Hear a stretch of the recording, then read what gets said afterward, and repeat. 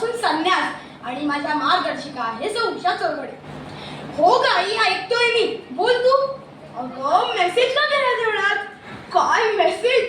Mobile मध्ये बघू नकोस, माझ्याकडे बघ. बरं ठीक आहे, हो कळलं सगळं मला. काय कळलं? तू बाजारात चाललीये भाजी आणायला आणि तिथून मनीषा मावशीकडे जाऊन येते. मी भाजी आणि वरण गरम करायचं आणि जेवून घ्यायचं. हो हो, ताई आली की मगच जेवायचं. निघालीच आहे ती. काय? मला कसं माहिती? हे बघ ना, तिच्याशी चॅट करत होतो. अजून काय? सामानाची लिस्ट ना पाठवली मी. पाठवली म्हणजे मेसेज केली. बघ करतो मी काम हा, आणि लक्षही ठेवतो आणि फोन पण ठेवतो बाजूला. अगं नाही करत टाइमपास. तू जा बरं आता. गेली, नाही तर परत सुरू झाली असती नेहमी सारखी. त्या फोनाला का चिपटून असतो. आधी तो फोन बाजूला ठेव आणि माझ्या बोलण्याकडे लक्ष दे. माझ्या आईला नेहमी असं वाटतं की मी त्या मोबाईल मध्ये चिटकलेलो असतो. आता तुम्ही लोक मला सांगा, मोबाईल काय फक्त मी टाइमपास करायला वापरतो का? कशासाठी वापरतो? अहो हेच Insta, Facebook, WhatsApp, Google, Snapchat, गाणे ऐकणे आणि फोटो काढणे.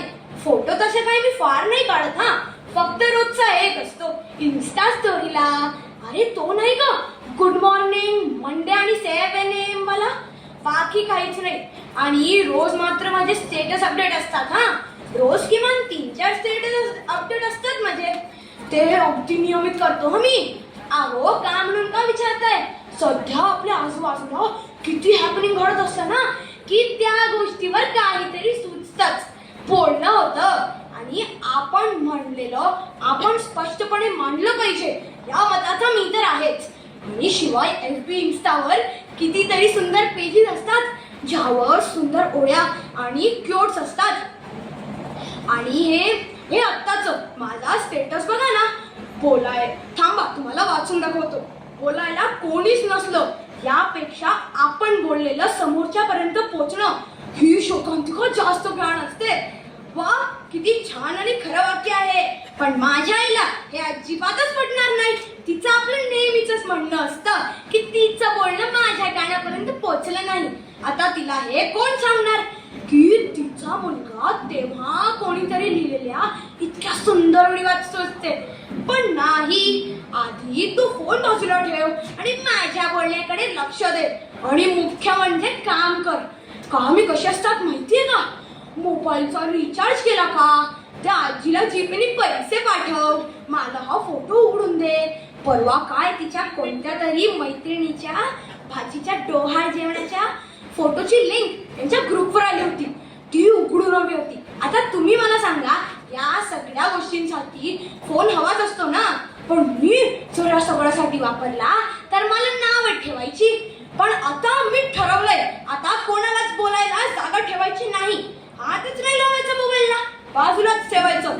आता उद्यापर्यंत. अरे नाही, उद्यापर्यंत नाही, रात्रीपर्यंत. अहो रात्रीपर्यंत का? उद्या माझ्या मित्राचा वाढदिवस आहे ना. सगळ्यात आधी जर विश नाही केला ना तर रुसून बसेल माझ्यावर. बेस्ट फ्रेंड आहोत ना आम्ही. फोटोचा कोलाज तर तयारच आहे माझा, मात्र कॅप्शन अजून ठरायचे राहिले आहे. आणि अरे ताई आली. हो आहे मी घरात. आई बाहेर गेलीये भाजी आणायला. जेवून घ्यायला सांगितलंय. मी पडतो, पण खरंच मोबाईलला हात नाही लावणार हा. थांबा, तुम्हाला खरं नाही वाटत का? मी स्टेटस ठेवतो हा. No calls, no message till night. Mobile पासून संन्यास